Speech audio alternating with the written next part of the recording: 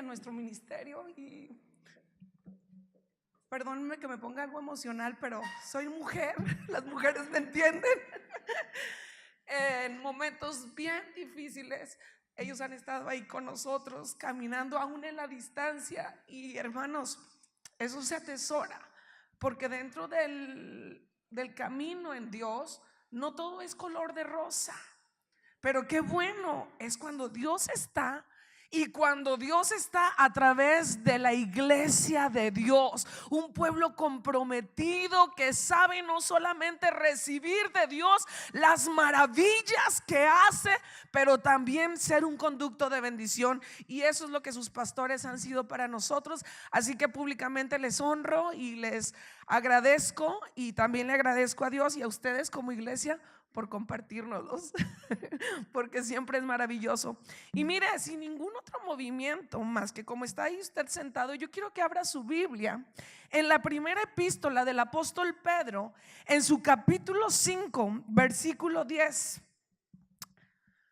Cuando usted lo tenga, por honor y honra a la palabra, yo le voy a pedir que se ponga de pie, como lo vaya encontrando, se vaya poniendo de pie. Y yo quiero que usted a una sola voz pueda leer este pasaje maravilloso. Yo creo firmemente que Dios tiene una palabra para usted esta mañana. Y mira, no importa las cosas que estén sucediendo, tenemos un Dios poderoso, un Dios lleno de gloria y de majestad, que a las estrellas llama por su nombre, un Dios que puso fin al mar y dijo dónde empezara la tierra. Y si Él es un Dios con esa capacidad, Él mismo lo ha dicho en su palabra: ¿habrá algo imposible para mí? Voltee con el que está a su lado y pregúntele: ¿habrá algo imposible para Dios? Y bueno, así como estamos, ¿quiere por favor leer ese pasaje de la escritura? ¿Qué dice la palabra del Señor?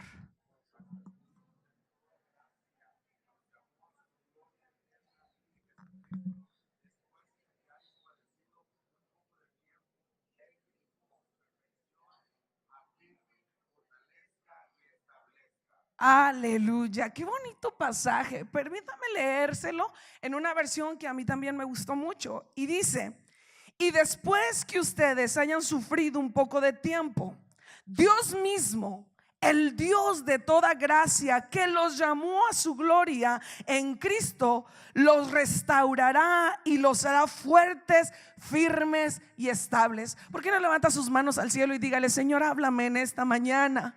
Que tu presencia pueda hacer en mí lo que yo no puedo hacer por mí mismo, Señor.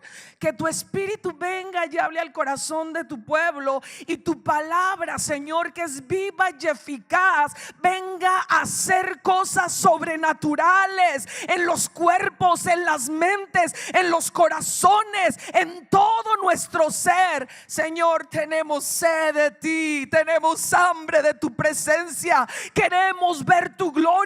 Queremos ver esas obras sobrenaturales a las cuales tú nos has llamado. Y te rogamos, Señor, que tu Espíritu Santo tome el control como lo ha hecho hasta este momento, en el poderoso nombre de Jesús. Amén, aleluya. ¿Puede tomar su lugar? Como les decía su pastora, soy Esmeralda y me casé con uno de los tantos hijos de su pastor que tiene por ahí, el poblano. Y entonces me casé con él, y pues yo estuve en las misiones como por más de 10 años, pero me casé y ahora estoy pastoreando. Y fíjese que yo pienso, y todos piensan acerca del ministerio, y sí, a veces en el ministerio he sufrido. Cuando pensamos en los misioneros y pensamos: ay, pobrecitos, dejarlo todo, irse. Y yo le digo a mi esposo: pero los pastores, ese es un ministerio sufrido. Porque los misioneros todavía le predicamos a gente que no conoce y no sabe, y como que tenemos más tolerancia. Pero los pastores predican una y otra vez, y a veces nosotros seguimos en nuestros mismos caminos. Pero sin embargo, en toda la vida del creyente no podemos decir que está excepto de pasar por situaciones difíciles. Yo le preguntaría, ¿hay alguien aquí que en algún momento de su vida haya sufrido? ¿O yo soy la única, hermanos? Todos en algún momento sufrimos, y esto a veces es muy difícil para que la gente poder entenderlo, porque cada vez las mentalidades de la gente, las cosas de las cuales se nos bombardea es de tener satisfacción personal. Dice el eslogan de 7up: obedece a tu sed. ¿Qué quieres? Hazlo para que tengas satisfacción. Como que todos tratamos de darle la vuelta al dolor. No queremos atravesar el valle del sufrimiento, pero el camino y la vida en Cristo no está exento del dolor. Cristo dijo: en el mundo tendréis aflicción, pero confiad, yo he vencido al mundo. Y mira, hermano, no importa el color de su piel, la raza, la estatura, si es del norte o del sur, hay algo que nosotros debemos entender. Vamos a sufrir, pero se sufre sin Cristo. Se sufre más sin Cristo. Porque sin Cristo no hay esperanza. Sin Cristo hay dolor, hay tristeza, hay agonía, hay aflicción. Pero con Cristo todo lo puedo, porque Él es mi roca fuerte. Él nos hará pasar muchas veces por el valle de sombra y de muerte. Es que Cristo marcó el camino hacia el Calvario, y el profeta Isaías dice: varón experimentado en quebranto, y como que escondimos de él el rostro, fue menospreciado y no le estimamos. Mas él herido fue por nuestras rebeliones, molido por nuestro pecado. El castigo de nuestra paz fue sobre él, y por su llaga fuimos nosotros curados. Y él marcó el camino y dijo: si alguno quiere venir en pos de mí, niéguese a sí mismo, tome su cruz cada día y sígame. Entonces, ¿qué nos hace pensar que nosotros no vamos a sufrir? Sí, se sufre porque es inevitable, pero hay algo maravilloso. Si conoces su naturaleza, no cuestionas sus acciones. Es que fíjese que cuando me casé, mi esposo, tan lindo él, dice una amiga, tan lindo él, Dios lo bendiga. Mi esposo tenía una teología del sufrimiento que yo decía: ay, ¿de dónde la sacaste? Tú de veras eres masoquista. Porque cuando pasábamos por momentos difíciles y yo lloraba, pero deben entender, hermano, venir de 32 años de soltería,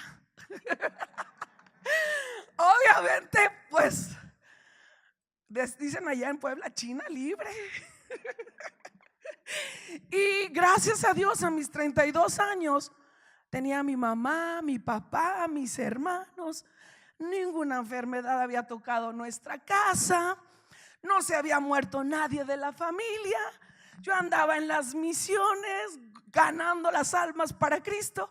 Y pues yo decía: ay, qué linda vida tengo. Digo, no que me casé y me fue mal, hermanos, no lo crean.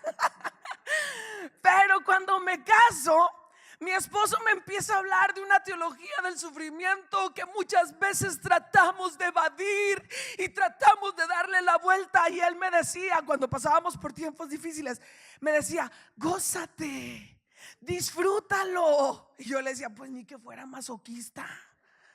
O sea, ¿cómo crees? Y es que déjeme decirle que mi esposo, pues le ha tocado a veces sufrirla, y bastante difícil. Cuando él tenía 21 años, tuvo un accidente automovilístico donde él iba con su hermano. Su hermano falleció. Le tocó sacarlo aún con vida del auto.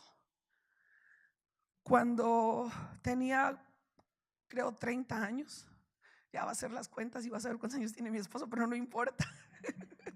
que al cabo que no está. Cuando tenía 30 años se iba a casar. No conmigo, hermanos, pero Dios siempre tiene lo mejor para nosotros. Se iba a casar y a los 15 días antes de la boda, la muchacha, a esa mujer, si Dios la bendiga donde quiera que esté, le canceló el compromiso y le dejó anillo, no es el que me dio a mí, vestido, le dejó todo. Y fue un gran dolor para él, que bueno, ahorita ya ni se acuerda. Pero fue un gran dolor. Y después dice, pero me dijo una vez, pero nada de esto se compara cuando llevaba a mi padre a las quimioterapias, porque su papá tuvo cáncer de colon. Dice, cuando lo llevaba y un día caminando ya hacia el hospital para subir los escalones, me dijo en el primer escalón del hospital: hijo, ahora sí, cárgame porque ya no puedo. Dijo, ese dolor me traspasó el corazón. Y cuando falleció y tuvieron tiempo de despedirse, él a veces no alcanzaba a entender, pero sabe una cosa, decía: Dios en medio del dolor tiene propósitos más altos y más perfectos de los que tú puedas creer o imaginar. Es ahí cuando toma sentido la palabra de Dios que dice en la epístola a los Romanos: a los que amamos a Dios, todas las cosas nos ayudan para bien. Esto es, a los que conforme a su propósito han sido llamados. Y entonces cuando conoces a Dios, tú sabes que en medio de tu dolor Él tiene un plan, que a Él no se le escapa nada, porque nuestro Dios no duerme ni se fatiga con cansancio. Saber que en su perfecto plan no está maquinando lastimarte o hacer tu vida pesada, sino transformarte como el alfarero transforma el vaso de barro y lo hace un vaso de honra para gloria de su nombre. Oh, poderoso es el nombre de Dios. Y cuando nuestra mente no alcanza a entender por qué es tan pequeña y tan finita, es momento de confiar con una fe que va más allá del razonamiento humano. Sí. Aunque la duda me atormente, dice ese canto, yo no confío con la mente, lo hago con el corazón. Es que cuando la mente ya no tiene respuestas, y como decía el hermano que me antecedía, y ya no hay caminos, el Dios que tenemos es poderoso para abrir caminos en medio del desierto, ríos en el desierto, y hacer cosas sobrenaturales que ningún otro puede hacer. La fe es la certeza de lo que se espera, la convicción de lo que no se ve. El salmista hablaba con tal fe que decía: hubiera yo desmayado si no creyese que veré la bondad de Jehová en la tierra de los vivientes. Hay que confiar en Dios. Aunque yo no lo entienda, no trate de entenderlo. Bueno, pues si no pueden entender a las mujeres, hermanos, ¿qué les hace creer que vamos a entender a Dios? Porque acuérdense que las mujeres nos enojamos porque no, porque sí, por si acaso. No trate de entender todo lo que Dios está haciendo, pero confíe en Él. Jehová es mi luz y mi salvación, ¿de quién temeré? Jehová es la fortaleza de mi alma, ¿de quién he de atemorizarme? Cuando se juntaron contra mí mis enemigos y mis adversarios, ellos tropezaron y cayeron. Aunque un ejército acampe alrededor de mí, no temerá mi corazón. Aunque contra mí se levante guerra, yo estaré confiado. Y es que los que confían en Jehová son como el monte de Sión, que no se mueven, sino que permanecen para siempre. Oh, hermano, ahora sí puedo decir que empiezo a entender la teología del sufrimiento de mi esposo. Y entonces entiendo, conforme al versículo que le leí en la traducción que le leía, va de un grado menor a menor, va creciendo el texto de tal manera que lo primero que asienta el apóstol Pedro es: van a sufrir, porque dice, a diferencia de la Reina Valera 1960, el apóstol Pedro en esta versión primero dice: después de que ustedes hayan sufrido un poco de tiempo, Dios mismo, el Dios de toda gracia, que los llamó a su gloria eterna en Cristo Jesús, de alguna manera dándonos a entender que su perfecta gracia nos va a sustentar. Él es el Dios que no nos deja solos y nos ha dicho: he aquí, yo estoy con vosotros todos los días hasta el fin del mundo. Porque aunque a veces no lo sintamos, Dios no se mueve por emociones. Dios se mueve por las promesas hechas en su palabra. Y a veces siento que los cielos se cerraron, y a veces no siento la presencia de Dios, pero en medio de eso yo abrazo las promesas de Dios a mi vida. Y si Él dijo: no te dejaré huérfano, tengo que clamar al Consolador, sabiendo que Él peleará por mí y yo estaré seguro. Aleluya, qué hermosa es la gracia de Dios. Los muchachos se fatigan y se cansan, los jóvenes flaquean y caen, pero los que esperan en Jehová correrán y no se cansarán, caminarán y no se fatigarán, nuevas fuerzas tendrán.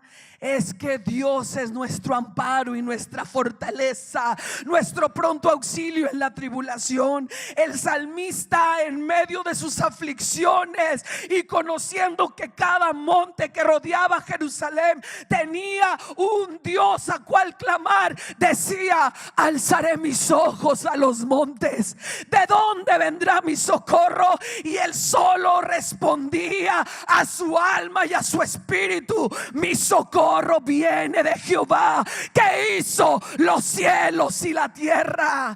Por tanto, no dará tu pie al resbaladero, ni se dormirá el que te guarda. He aquí, no se adormecerá, ni dormirá el que guarda a Israel. Y entonces, ¿por qué sufrimos? Bueno, hermano, Dios tiene un propósito en medio de nuestro dolor. No me imagino a un Dios que no tiene nada que hacer y está pensando nada más en cómo hacerte difícil la vida. Dios tiene un propósito en nuestro dolor. Y el apóstol Pedro dice: porque Dios mismo, el Dios de toda gracia, en la versión que yo tengo, restaurará, es de un vocablo que es catartisei, utilizado en Mateo 4:21, que se utiliza para reparar un objeto dañado por el uso, y aplicable para quienes en la batalla de la persecución o la tentación han salido lastimados. ¿Cuántos le dan gloria a Dios? ¿Cuántos le dan gloria a Dios? Que Él no es un Dios que desecha al que ha sido lastimado, sino es un Dios que nos extiende la mano, nos levanta, nos limpia, nos sana las heridas y nos vuelve a utilizar para gloria de su nombre.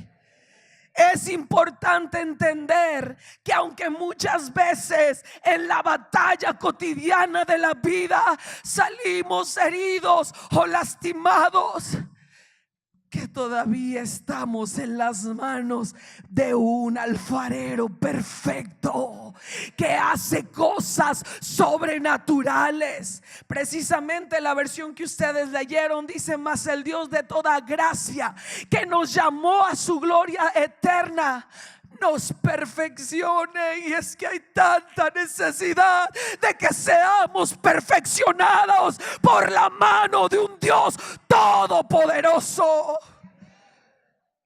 Señor, ¿cuántos quieren decir: sigue trabajando en mí, sigue trabajando en mí?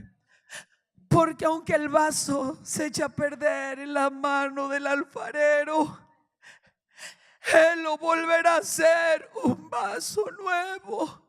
Necesitamos ser perfeccionados en Dios. Y aquel que piense que ya no necesita es el más imperfecto. Porque todos necesitamos seguir en la rueca. No se baje, no corra, no huya, porque Dios sigue trabajando en mí y en usted. Oh, qué hermoso eres, Señor. Fíjese que un día estaba en una boda y me invitaron a mí y a mi esposo a predicar en la boda, y predicamos juntos. Y pues muy bonito todo, el ambiente muy lindo. Y nos precedió, después de nosotros siguió otro ministro, no de las asambleas, hermano, no se preocupe, pero otro ministro. Y cuando estaba haciendo la ceremonia, dice: ¿saben qué? En esta ceremonia no van a ver los votos convencionales. ¿Cuáles son los votos convencionales? Los que ya se han casado. Prometo amarte, serte fiel en la salud y en la enfermedad, en la pobreza, en la riqueza, y bla, bla, bla, hasta que la muerte nos separe. Y este hombre dijo: pues yo voy a decirles, aquí no van a ver esos votos, porque aquí ni va a haber pobreza, ni va a haber enfermedad. Bueno, casi les dijo que no iban a ver la muerte. Y es que de alguna manera hay algunas teologías que te hacen creer que todo va a estar bien, y a veces nosotros mismos lo predicamos y decimos: no, es que no vas a sufrir, y aquí el camino es color de rosa. Y entonces estamos contradiciendo a un evangelio que Cristo estableció. No, sí habrá dolor, pero sobre el dolor está la mano de un Dios poderoso que te librará, porque su palabra lo ha dicho. Oh, Él nos puede restaurar, nos perfeccione y afirme.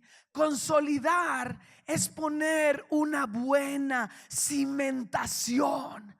Es que Dios nos está cimentando, está cimentando nuestra vida a Él, porque Él dijo, Cristo dijo a ti también, diciéndole a Pedro: te digo que tú eres Pedro, pero sobre esta roca edificaré mi iglesia, y ni las puertas del infierno podrán prevalecer en contra de ella. Dios está poniendo nuestra vida a través del dolor cimientos fuertes y firmes, que aunque nuestra alma no entienda las circunstancias, nosotros debemos decirle como el salmista le decía. Cuando yo me imagino, hermanos, porque yo tengo una imaginación muy grande, y entonces cuando yo leo el salmo que dice: bendice alma mía Jehová, y bendiga todo mi ser su santo nombre. Bendice alma mía Jehová, y no olvides ninguno de sus beneficios. El alma, si usted sabe, cuando la Biblia habla del alma, habla del centro de las emociones. Y nuestras emociones, y el que diga lo contrario está mintiendo. Porque nuestras emociones no siempre tienen ganas de adorar, porque nuestras emociones no siempre tienen ganas de sonreír y de... No, porque pasamos por diversas situaciones y circunstancias, y David no era un Superman, era un hombre sujeto a nuestras mismas pasiones y debilidades. Y cuando él sentía que su alma no quería adorar a Dios, le dice: oye, bendice a Jehová y no olvides ninguno de sus beneficios. Y por si se te olvida, alma mía, Él es quien perdona todas tus iniquidades, el que sana todas tus dolencias, el que rescata del hoyo tu vida, el que te corona de favores y misericordias, de modo que te rejuvenezcas como el águila. Por eso bendice, alma mía, a Jehová. Hermano, Dios nos cimienta y nos pone cimientos fuertes en medio del dolor, porque en medio del dolor nosotros le decimos a la alma y a la carne: te sujetas y te sometes, porque el Dios al que sirvo tiene un plan sobrenatural para nuestra vida. Y eso pone cimientos fuertes. Yo me siento ahora como pastora, pues yo veo muchas otras cosas. Yo le doy muchas gracias a Dios que ahora me permite pastorear con mi esposo, porque creo que Dios fue tan maravilloso conmigo que me quiso abrir otro abanico y otras experiencias. Pero me duele mucho en el corazón cuando la gente viene por una necesidad muy fuerte a Dios, y mientras está la necesidad, ahí está. Y a veces cuando Dios le responde, se van. Y si no le responde, peor. Bueno, como ellos quieren, ¿verdad? Porque Dios siempre responde. Cuando no responde Dios como ellos quieren, peor. Se van decepcionados de todo el mundo, del ujier, del pastor, bueno, hasta de Dios se van decepcionados. Y a mí me duele y me da tristeza, porque habla de la semilla que cae entre espinos, florece, pero como se seca. Pero nosotros, cuando pasamos por medio del sufrimiento, y entonces, como dice el canto, solo alaba. Simplemente alaba. Está sufriendo, alaba. En la prueba, alaba. Le estamos diciendo: yo confío en ti, porque mis cimientos están firmes en el Dios de mi salvación. Y de tal manera Dios nos cimienta hasta el punto de los jóvenes hebreos. ¿Por qué? Porque los jóvenes hebreos le dijeron: mira, rey, a tu estatua no adoraremos. El Dios al que servimos puede librarnos del horno y de tu mano. Pero fíjese, quienes tienen buenos cimientos. Y si no nos libra, pues que no nos libre, pero a tu estatua no adoraremos. Es que cuando nosotros conocemos a nuestro Dios, llegamos a cimentarnos y arraigarnos a la fe y a la verdad, de poder entender y decir: tú puedes librarme, pero si aún en tu soberanía no lo hicieras, yo moriré adorando y exaltando tu santo y bendito nombre. Dice la siguiente: os perfeccione y afirme, fortalezca, que en nuestra versión dice robustecerá, equipar para el servicio activo. Y es que nosotros, en nuestra propia humanidad y en nuestro propio apellido, no le servimos mucho a Dios, porque decía algún predicador, que la carne es como Freddy Krueger. Cuando crees que ya está muerto, vuelve a revivir. Y realmente Dios quiere equiparnos para el servicio y los tiempos de dolor y de ese valle de sombra y de muerte. Dios está puliendo nuestra vida para poder servirle mejor. Esta era una de las cosas que mi esposo me decía y yo no quería y no podía entender. pero que Dios me lo ha enseñado a través de sufrimientos y a través de dolores. Y ahora, cuando estoy en medio del dolor y cuando se abate mi alma, puedo decirle: ¿por qué te abates, oh alma mía, y te turbas dentro de mí? Espera en Dios, porque aún he de alabarle. Si usted está pasando por tiempos de dolor, gócese. Dios lo está formando para un servicio más perfecto. Es que nos tiene que quitar tanto orgullo. Dios nos tiene que quitar tanto de nosotros para poner más de Él. Por eso el apóstol Pablo decía: con Cristo estoy juntamente crucificado. Ya no vivo yo, mas Cristo vive en mí. Por eso Juan el Bautista decía: es necesario que yo mengue para que Él sea glorificado. Y a través del dolor, hermanos, se nos quita el orgullo. ¿De veras? Bueno, hay unos que el hambre los tumba y el orgullo los levanta. Dice una frase por ahí. Pero los que estamos en Cristo y estamos en el dolor, le podemos decir: completa tu obra en mi vida.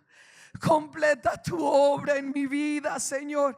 Y por último, fíjese, Dios nos establecerá en un lugar inconmovible, cimentación con la que podemos resistir todos los ataques del enemigo de nuestras almas.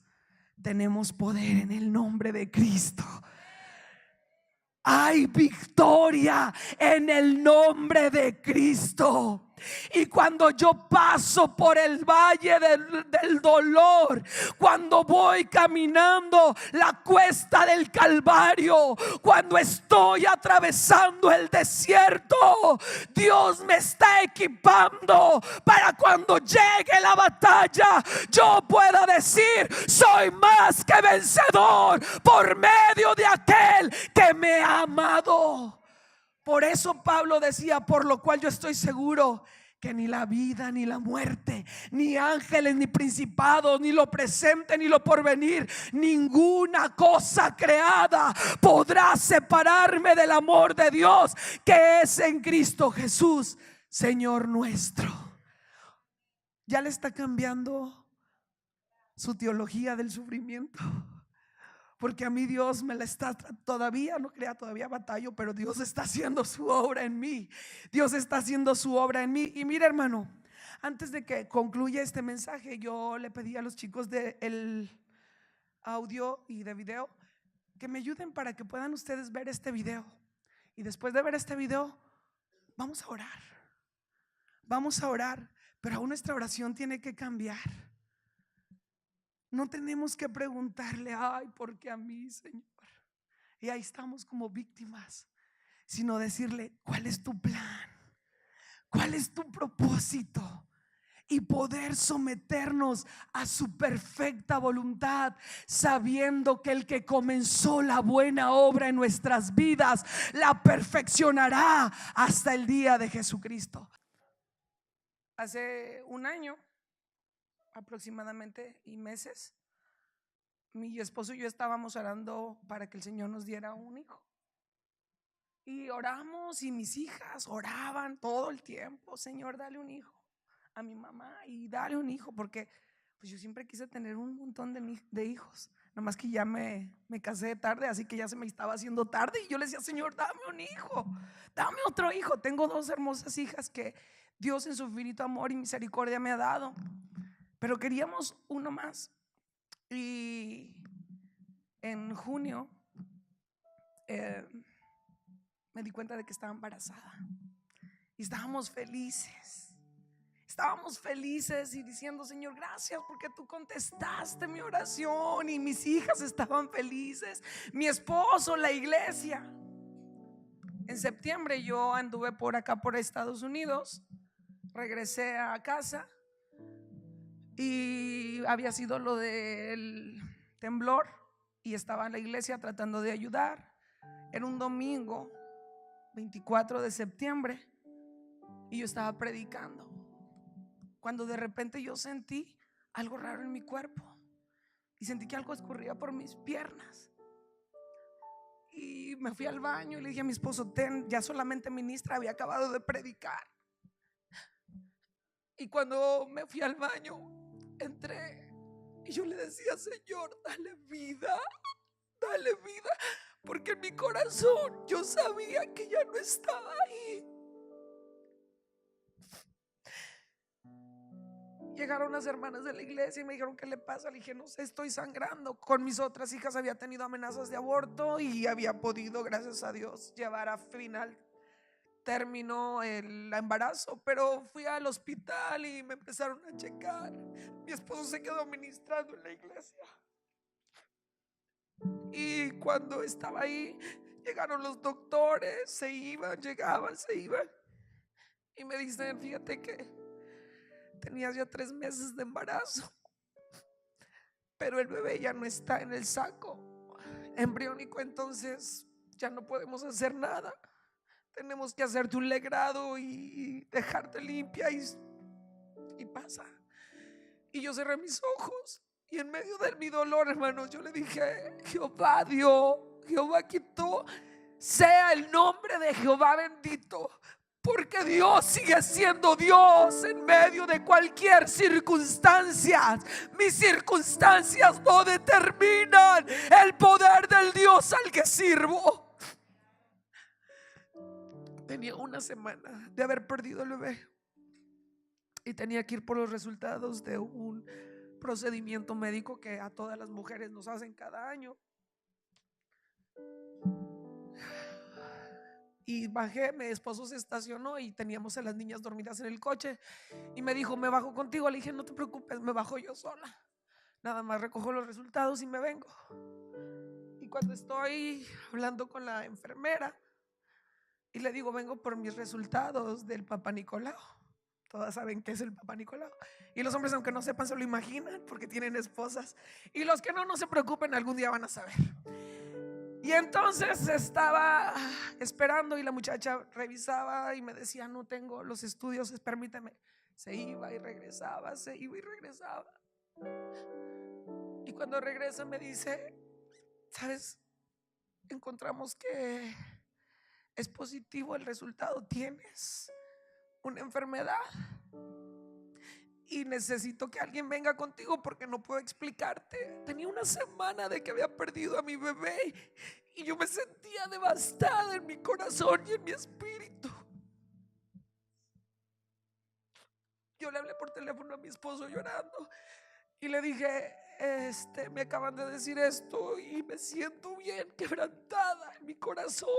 Y me dijo: voy por ti. Y se vinieron, me abrazó, nos subimos al coche y me mandaron a hacer más estudios.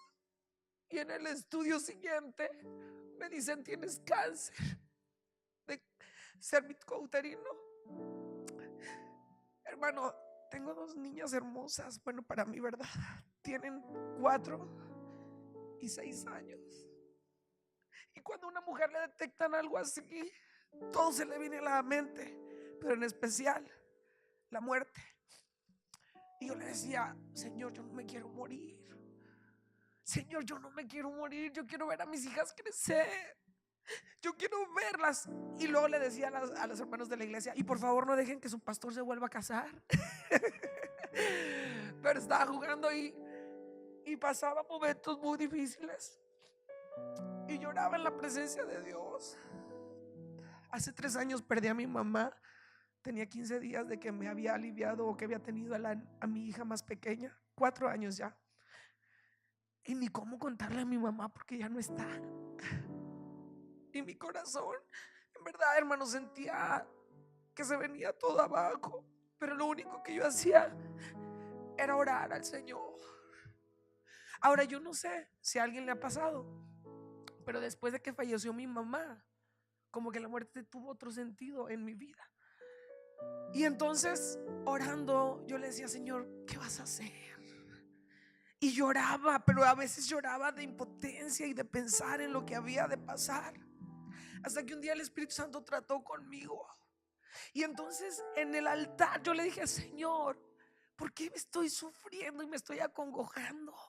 Mira, si tú decides que yo viva los días, los meses o los años que me des, yo los voy a vivir para gloria de tu nombre.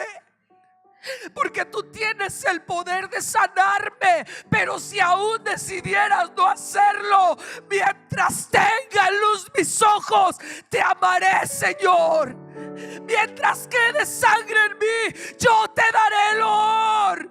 Mientras quede en mi aliento, yo te voy a alabar. Y como dijo ese canto de Marcos Vidal, mientras viva yo, las piedras no hablarán.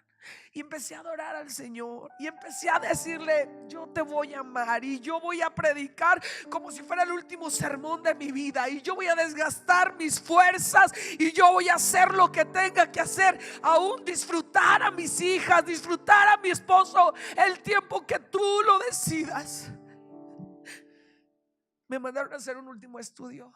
Es un estudio, creo que se llama CPR, muy minucioso, para detectar qué tan avanzado podía ser la enfermedad. Y cuando llega, porque hay una química en la iglesia, y entonces me fui con ella, me lo hizo, y llega un domingo a la iglesia y me dice: pastora, ya tengo tus resultados. Y me dice: ¿te los doy? Y yo dije: pues aquí me siento bien fortalecida. Primero porque ya había orado y hablado con Dios, pero después dije: y aquí está toda la iglesia, ahorita oran por mí, listo. Y le dije: dámelos. Y ella llorando me decía: no te encontraron nada, no te encontraron nada. Porque Dios es un Dios que quiere trabajar con nosotros, que no le amamos por lo que nos da, no le amamos por lo que Él puede hacer, no le amamos por lo que Él puede proveer, le amamos porque Él es Rey de reyes y Señor de señores. A veces el dolor es solamente el altar donde Dios nos está pidiendo que sacrifiquemos a nuestro hijo, nuestro único hijo, y para probar nuestra fe y nuestra integridad. Pero si tú estás listo, que aún en medio de tu dolor, venir a la presencia de Dios y con todo tu corazón y tu espíritu y tu ser decirle: Señor, yo sé que tú puedes hacerlo diferente en mi vida, pero si decidieras no hacerlo, yo te seguiré amando. Si usted está listo, hermano, créame, Dios está más listo para darle mucho más abundantemente de lo que usted ha pensado e imaginado. Y el apóstol Pedro termina este hermoso pasaje diciendo: a Él sea la gloria por los siglos de los siglos. Aleluya. El hermano me va a ayudar aquí.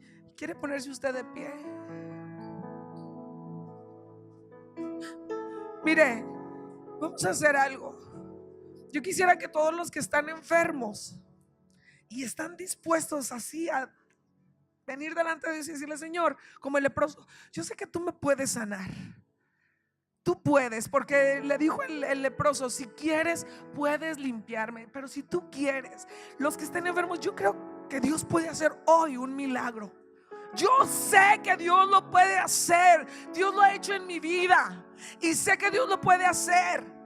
Pero hermano, que nuestro corazón esté tan seguro de decir: Señor, pero no importa nada, si no lo hicieras, yo te amo.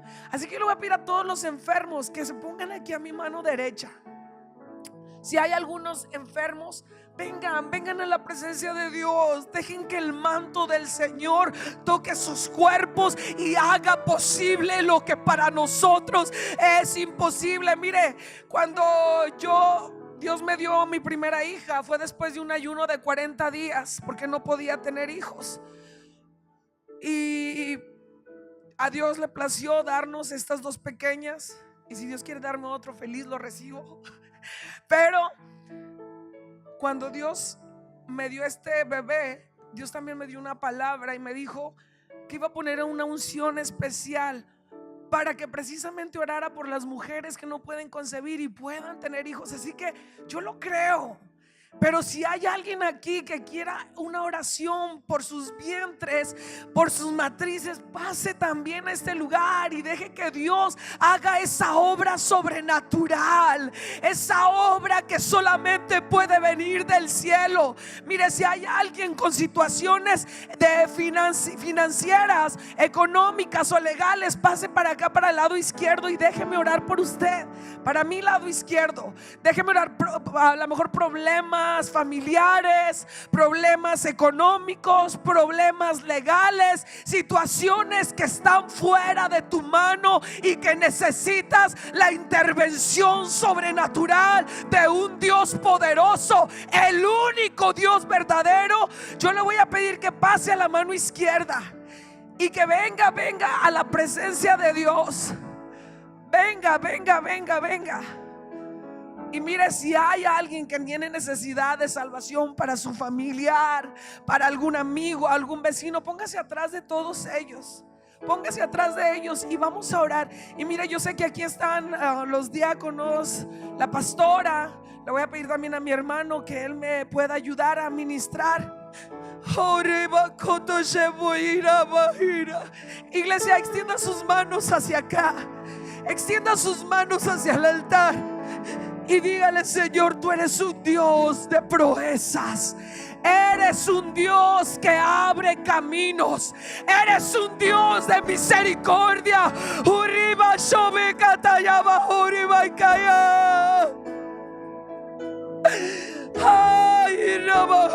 Yo siento la presencia de Dios haciendo obras sobrenaturales.